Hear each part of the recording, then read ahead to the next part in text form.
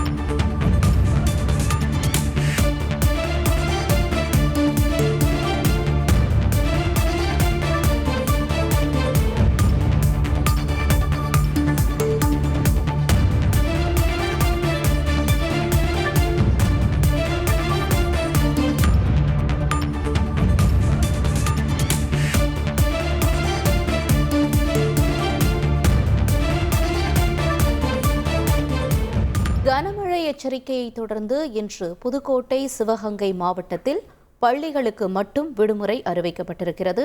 தொடர்ந்து கடலூர், நாகை, தஞ்சை, திருவாரூர் மாவட்டங்களிலும், அதனைத் தொடர்ந்து விழுப்புரம், திருவள்ளூர் மாவட்ட பள்ளி கல்லூரிகளுக்கு இன்று விடுமுறை அறிவிக்கப்பட்டிருக்கிறது.